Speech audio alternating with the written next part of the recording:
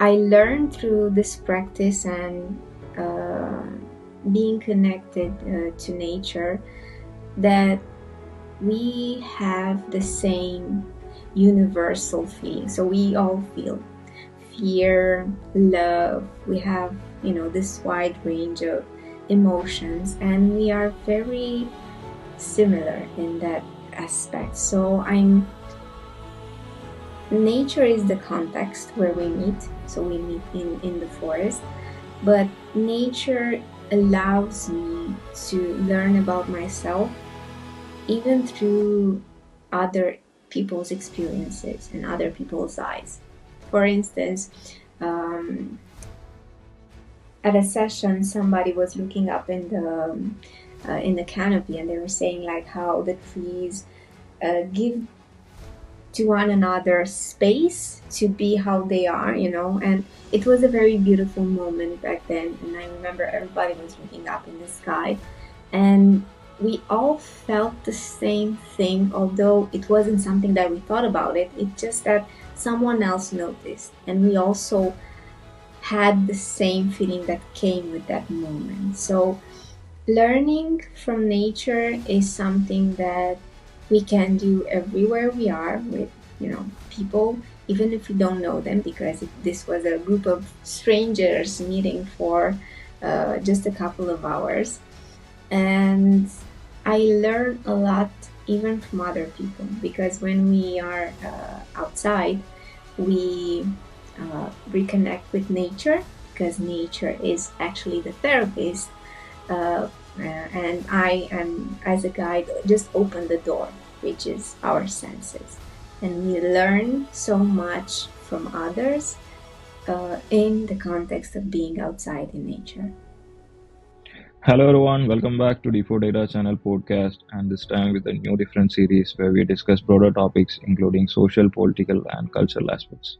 Today we have Anca Beleiu. Anca is a forest bathing guide and a good friend of mine from Romania. She helps people slow down, reconnect with themselves, and feel at home in nature. Through her guided walks and gentle storytelling, she creates space where curiosity and presence comes alive. At the heart of her work is a simple belief: nature is here to remind us who we are. It's a pleasure to have you here today, Anka, and thank you so much for accepting my invitation. Hi, Deepak. Thank you so much for your invite. I'm happy we can talk about nature today. Great, great. So maybe if you want to give us a quick introduction about yourself and your works. Yeah, well, this is a very tough question every time when you need to summarize what you've done and what you are doing. But as you said, the center of everything that I do is how we can get closer to ourselves through nature, and also getting closer to the people around us, getting closer to our emotions. And I like to do that by having nature on my side, by using stories, because we all love stories, right? And in the past year, after I finished, or I quit my job in a big company, I decided to just slow down and first of all reconnect myself with nature, because I was very disconnected, and I found this through the training that I did to become a forest therapy guide or forest bathing guide. And it has been a roller coaster of emotions, to be honest, because it seems easy to just slow down, but in reality, it takes time to slow down and to notice. And I think nature is doing such an amazing job by just showing us how to do that. So let's say, talking about the background, I studied marketing journalism, so I have a bit of understanding of how to get to people and how to tell stories. And then I jumped from different areas and companies, because I was always a curious person, and I just wanted to learn everything that was interesting for me, I jumped on that project, or I did things that were outside of my, let's say, regular comfort zone.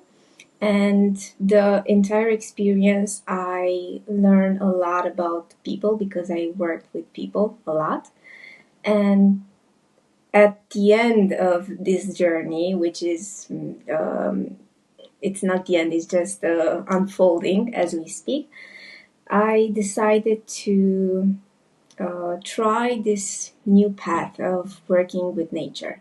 And this is how I found ANFT, Association of Nature and Forest Therapy, from the US. I did training with them for more than 6 months, an online training. And then last year, I got my, let's say, full permanent certification for life when I graduated, also the training that took place in Portugal. And I I enjoy being outside, first of all for myself, but also being outside with other people and just exploring and being curious. That's really great and impressive actually, and thank you so much for briefing about yourself. And my first question actually, like regarding your work. So, could you start a bit about explaining what the cycles of nature and how they are connected to our bodies? Mhm. Well, I think, or I'm talking from my experience. It is very difficult to observe the cycles of nature when you're not in tune with yourself first, and you can only. It's kind of uh, back and forth. I think. Way of seeing life. So if you're in touch with yourself, you can see the cycles of nature, but also noticing nature can bring you back to the cycles of your life. So we are all, let's say, living and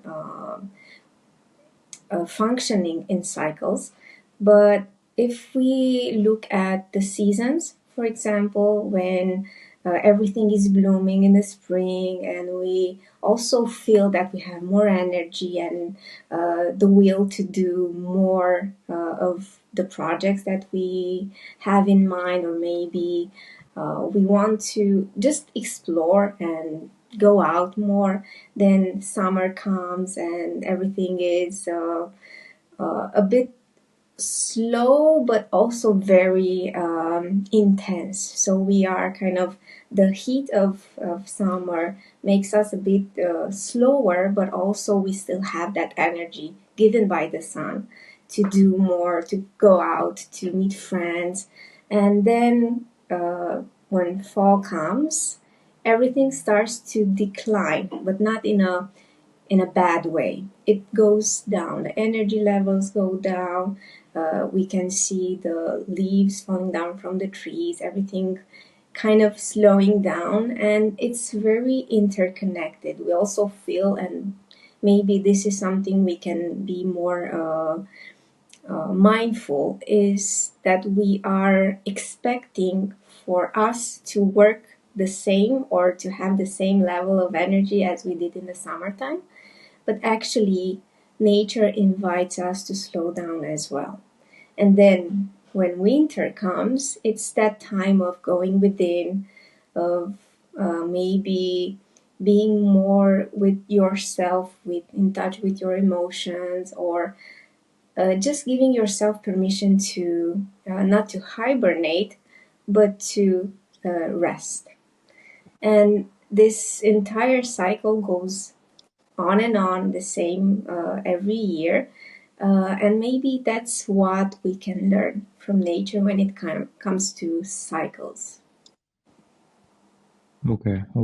That's interesting actually. So, what are some of the signs then we feel like our bodies are out of sync from this nature cycle? I think there are a lot of signs that our body gives when we are out of sync. But I think before getting to that, we need to learn how to listen to our bodies.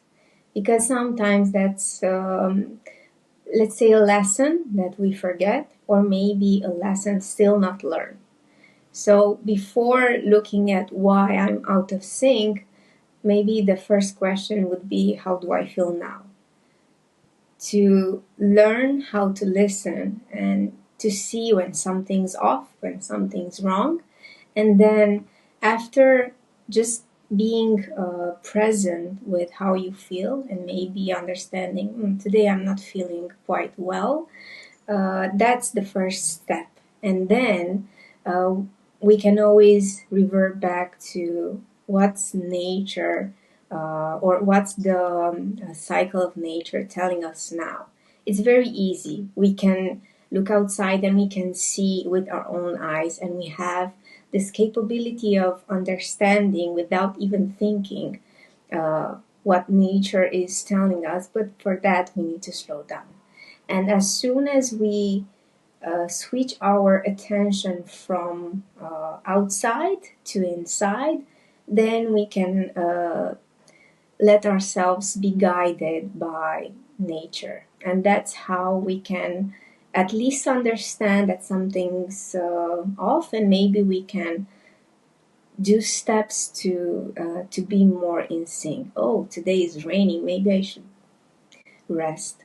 Or if I'm feeling tired, although today is sunny, maybe that's a cue for me to slow down, or to just, I don't know, have more water, do something that is different, just because the body is telling us this is something's not working, something's not right today.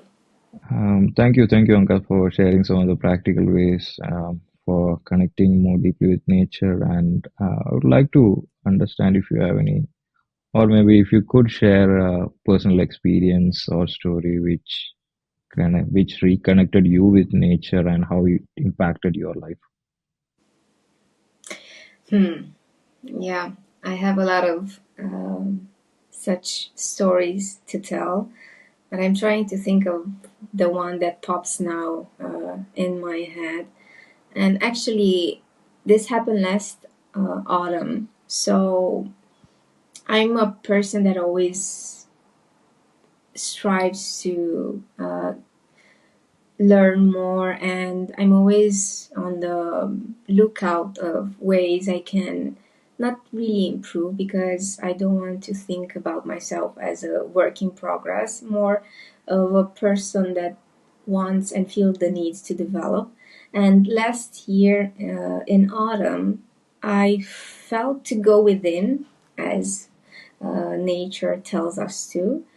And I did a, let's say, a very intense program where I went within, and I worked on things in the past that were very difficult and hard to work with. And it was a perfect time when I got in sync with what nature told me, uh, not told me, but showed me that it would be a perfect time, and also what I felt to do. And it's very interesting because every time I was outside, I would just feel that the energy that the falling leaves are giving me are the thing that I needed. Everything showed me that I can slow down, and I need to have this patience with myself, and that even if things look like they are ending, actually every end is a new beginning. And that's only one example that comes to mind. But every time when I go outside, when I look at the sky, for example, I like to look for things that remind me of what it is, what happens right now. For instance, now, because I know that birds are flying to other countries, even from Romania. I like to look and see how they are preparing, because I actually noticed for the first time in 35 years this year that they are actually preparing and they are doing flight session trainings. And now I'm just always looking out up at the sky and kind of waiting for that moment to see, the entire pack of birds leaving. And it kind of gives me a sense of, okay, I know and I feel that this is what is happening right now. It's kind of soothing to be able to notice what is happening now instead of thinking, oh, this happened and I missed that moment. It's a different perspective for me to think about I missed something because I wasn't looking, or I wasn't noticing, I didn't pay attention. And instead of now being present, and this is what nature teaches us, how to be present. Right, right. And even in my life, actually, I was in the verge of like, okay, I need to take some break, or I need to slow down. But there have been times where I was not fully, I was not fully in control, like how I should actually slow down. So that's where I also tried taking taking a break by doing absolutely nothing. I mean, in terms of work or in terms of any other social activities, or trying to consider myself like, okay, I need to have some time for myself, where I slowly started connecting more with nature, where I'll take some slow walks in a nice forest, or maybe sit next to a river basin, or maybe just it may not be like a big thing which I've done at that time, but that actually calmed my mind and eased my heart a lot. That's what I felt at that time, where I had to slow down because there was so much burning in my head or in my mind that, okay, I need to take a break. And I could feel the difference, really. I could really feel the difference. At start, it was, I mean, at the start, I felt it was really difficult because we don't know what exactly we have to do. But at some point of time, I feel like we'll get that essence, like, okay, we should maybe focus here, or we should maybe try out this option. So yeah, I could really reconnect, or I could really connect with what you're actually saying. And that leads to my next question, actually, on the topic of forest bathing. So what exactly it is, and what is the origin of forest bathing? And if you could explain a bit about this procedure. Yes, of course. So, forest bathing as a term originates in Japan. More than 40 years ago, there was an increase in health problems in Japan because people started to be more inside factories, inside their homes, and uh, Japan has two-thirds of the land covered in forest, so they have a lot of forest and nature. But this was interesting to observe. Although they had a lot of nature, a lot of problems and health problems started to arise. So then the government just had a simple question in mind: what can we do to help people get back with in nature and get more healthy, be more healthy? So what they did is um, they started these experiments of taking people in the forest for a few days before they did blood tests and a lot of checks to see how the body is, what the level of stress is, and mapping out everything that had to do with signs of the situation of the body in that moment. and then after putting them in the natural environment in the forest where they didn't hike, they didn't did all the let's say hardcore training. They just were there present with everything that happened. So it was a very slow paced experience. And after the days, a few days that they did this experiment, they tested again blood levels and everything related to the body again.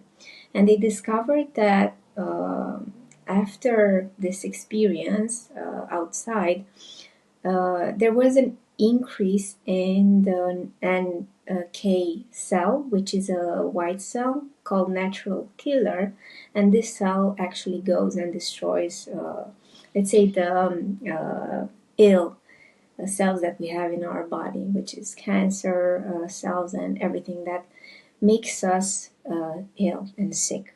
So they developed this practice of forest bathing, which is getting in the environment of nature and in the forest using your senses, because the senses smell, taste, sight, when you touch and you feel the textures and sound, everything is related to the present moment. You can feel maybe the smell of the I don't know, the forest right now, or some mushrooms, or you can feel the texture now.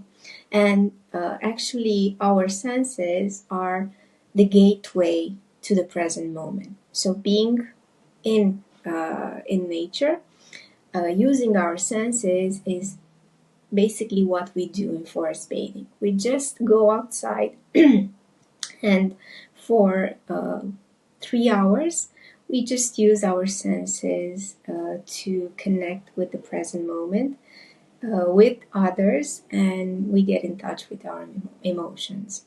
Uh, let's say fast forward a couple of years after this development in Japan.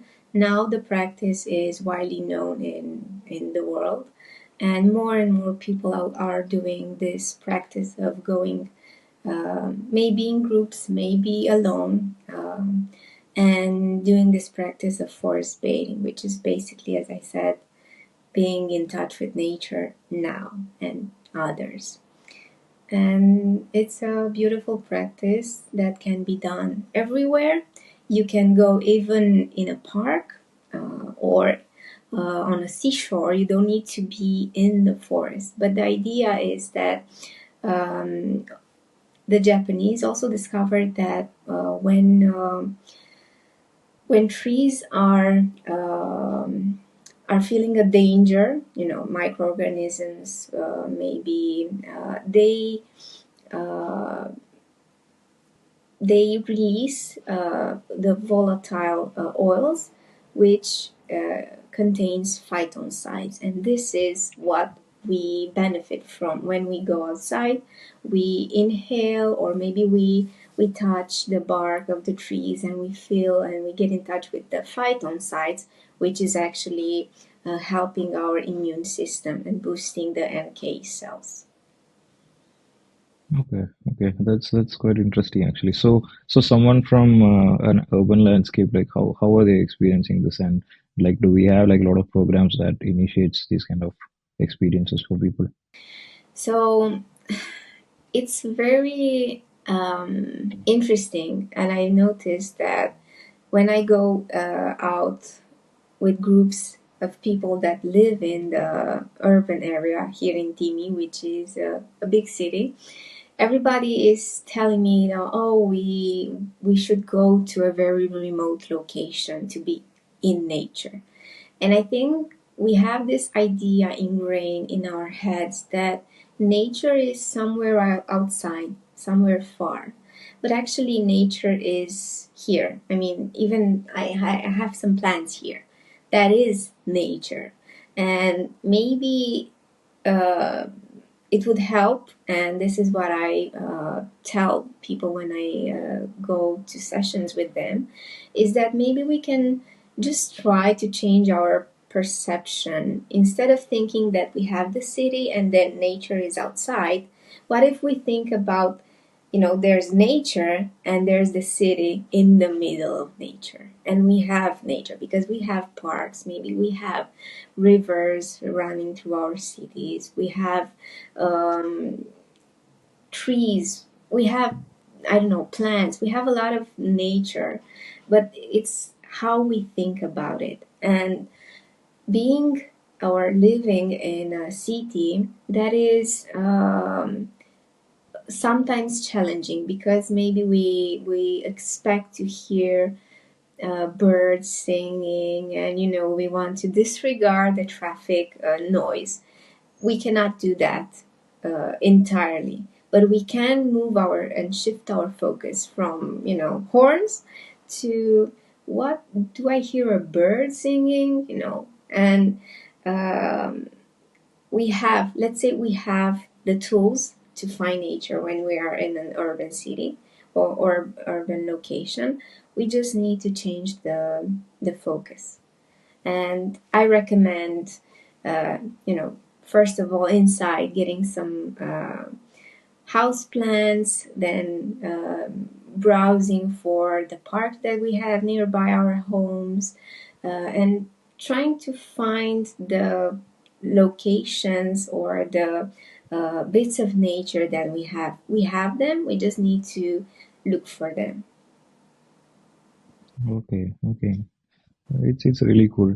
So switching gears now, actually. So regarding the lifestyle and the slower pace of life which we could adopt when we are in kind of distress or when our body needs that slow down. So what are some of the simple changes that we could make in our daily routine as per your advice? Well, I would like to ask you, because I know you live in a very hectic Right, city. What are you doing to slow down? Because I know you are doing some things, and this right. is something that comes naturally to you. So maybe if you want to share what you've done, what you felt you need to do, and how this helped you. I would say right now I'm not in a very hectic city, but I was in a hectic city. So, but still, like there have been challenges. So when I was in Bangalore, couple of years back, it was very difficult because Bangalore is such a fast-paced city, and we could hear noise everywhere. We could hear sounds. We could hear vehicles moving, and even for a walk, it is sometimes very difficult because we have to touch every aspect of the city, and then we have to actually walk. So that actually gives a lot of I mean that's chaotic sometimes, if I would say. But that at that time I felt like, so that was in my maybe starting 20s. So that's where we have a lot of friends, we have a lot of people to hang out, and that somehow nullified, I feel. I mean, if we have to actually take a slow down, or if we have to, I mean, like we didn't knew that okay, we had to do all this. So at that time somehow, but then at a later point of time when I think about it, I mean, I have been burning out so much. I've been working overtime. I've been working so much, and that made me realize that okay, that's where one of the reason why I moved to Ireland was because of that, frankly, because I wanted to have that change in lifestyle. So that gave me a lot of flexibility. And even I'm staying in Limerick, and I'm not in Dublin. So if I compare the Dublin city life with Limerick city life, it's far different because Limerick is a very small county, and here most of the things are actually, I mean, like it's very close by. So here I stay inside. To be honest, I'm inside 300 acres of land. I was staying inside a 300 acres of land, and I'll be actually returning back again there. And it's surrounded by a lot of, I mean, water bodies, trees, plants, and most importantly, I can say that I'm surrounded by nature. So that's one of the change which I had in my life over the past 2 2 years because I was staying. I feel like I am staying in the right place, and feeling like I am staying in the place where okay, I don't need to actually run fast, or I don't need to actually cover a lot of distance, sacrificing my body and my emotions. So, and right now, even though I'm actually a little bit off from that area, but still when I feel like I am actually burning out, I just take a walk around the Shannon River. So we have the beautiful Shannon River which is flowing through the city.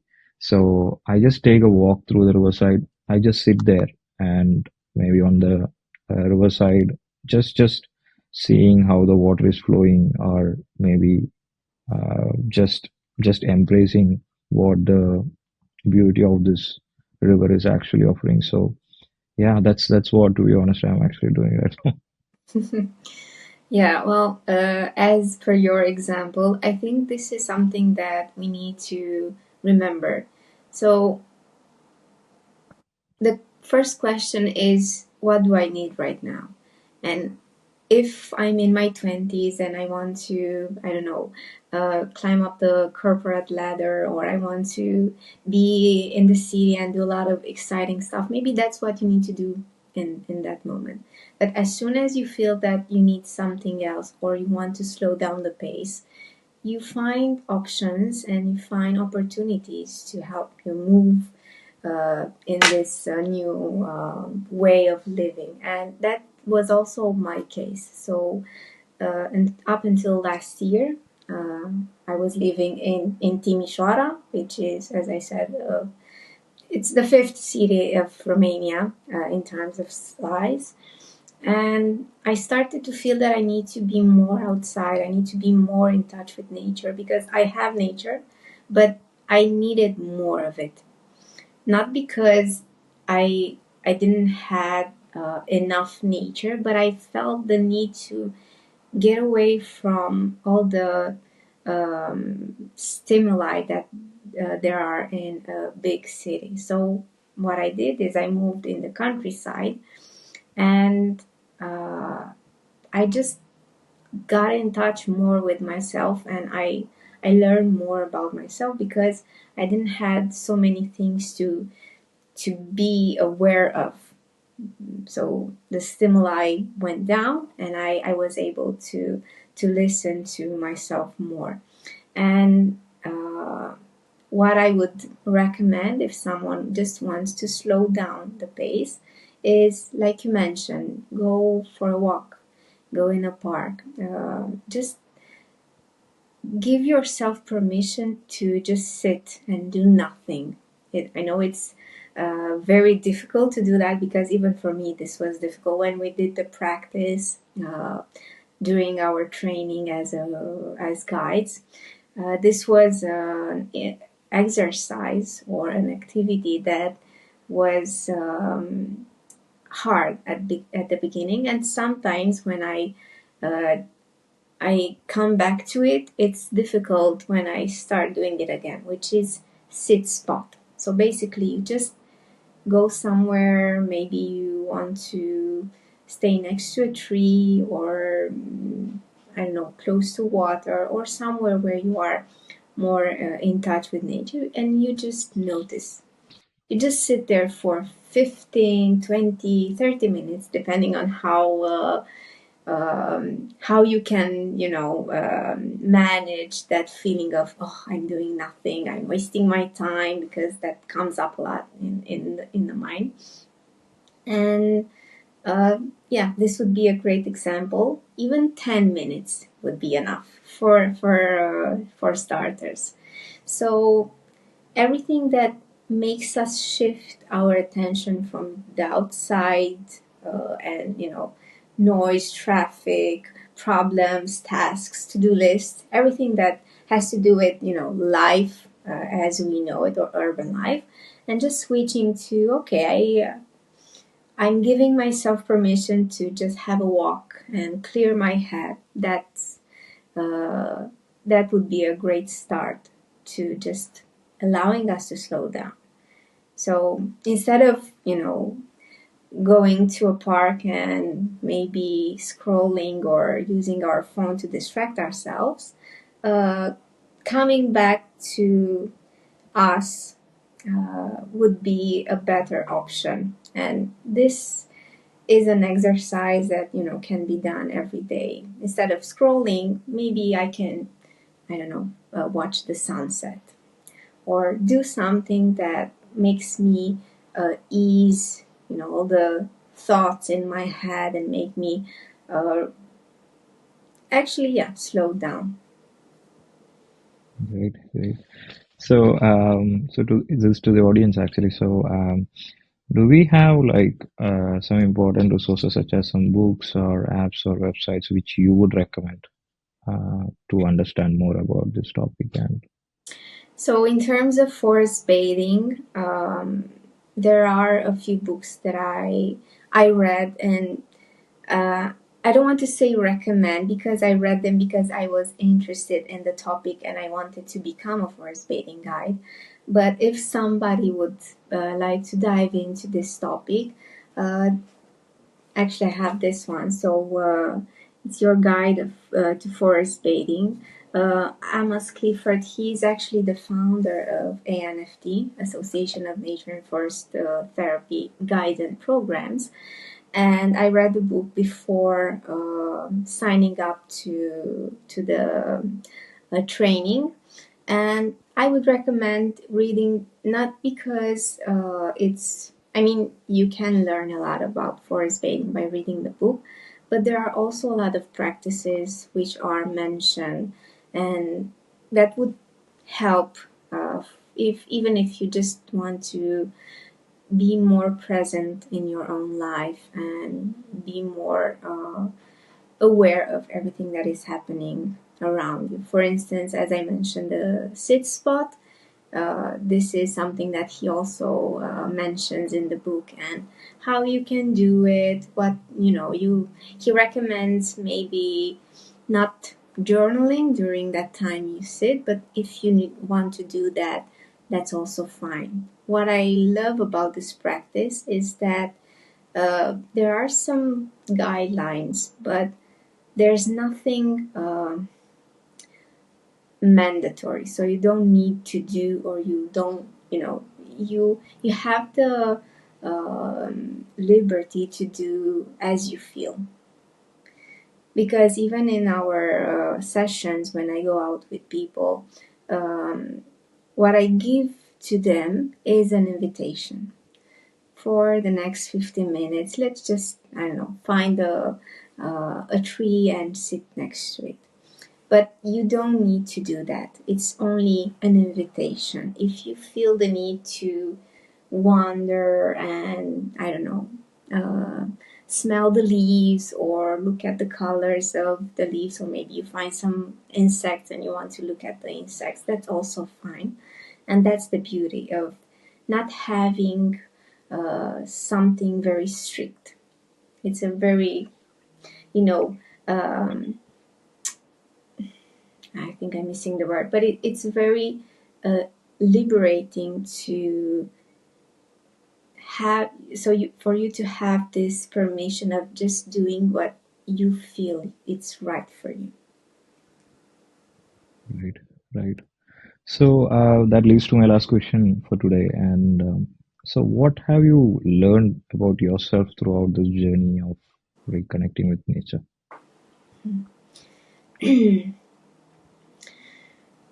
When we do the sessions, it's usually a group session. And after every invitation that I offer to my audience, we go out, we do the invitation, and then we come back in the sharing circle, as we call it, where we share, if we feel we want to do that, we share what we noticed, how that experience made us feel, or everything that comes up to mind in that moment. And I learned through this practice and uh, being connected to nature that we have the same universal feeling. So we all feel. fear, love. We have, this wide range of emotions, and we are very similar in that aspect. So nature is the context where we meet. So we meet in the forest, but nature allows me to learn about myself even through other people's experiences and other people's eyes. For instance, um, at a session, somebody was looking up in the canopy, and they were saying like how the trees give to one another space to be how they are, and it was a very beautiful moment back then. And I remember everybody was looking up in the sky, and we all felt the same thing, although it wasn't something that we thought about it. It's just that someone else noticed, and we also had the same feeling that came with that moment. So learning from nature is something that we can do everywhere we are with, people, even if we don't know them, because this was a group of strangers meeting for just a couple of hours. And I learn a lot even from other people, because when we are outside, we reconnect with nature, because nature is actually the therapist, and I am, as a guide, just open the door, which is our senses. And we learn so much from others in the context of being outside in nature.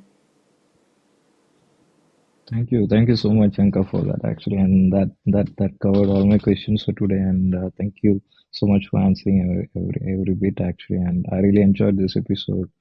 And to be honest, I gained a lot of insights, and now I'm curious to read about more about this forest bathing and trying on some of the practices, because uh, I also live mostly like, I wouldn't say it's like a countryside, but I can see a lot of, essence of nature here. So I do want to actually try out some of the things which you mentioned, and I hope like the audience and viewers actually will be trying out this and trying to understand more about this and how we could reconnect the nature. So thank you so much for sharing all this information and experiences, Anka.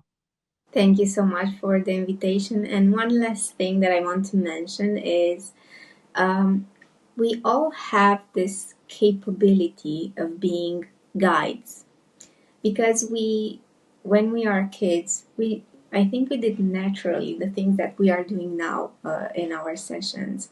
So we are just curious, and we want to, let's say, see the world through a child's eye, which is what we did when we were, kids. And maybe what I would suggest, if somebody wants to try this, it's just, put your children's sunglasses or glasses and go out and maybe look at the color of the leaves or flowers, or look at the bees, insects, and just be in the awe of the moment. And that's something we all have. Maybe we just forgot about it, but we can always, tap into that child mode and experience life differently. So it's where I would start actually, using some questions. What does this remind me of? How this makes me feel? And then just let curiosity lead the way. I think that's the best tool that we have, and we just need to remind ourselves to use it more often. That's really a very beautiful message to wrap up this podcast, Anka. Thank you so much for joining me today, and have a great day. Thank you so much for the invite, and I hope everybody, after watching this episode, would go out for even 5 minutes. It's a very good start. So thank you so much, Deepak. Thank you, Anka. Thank you.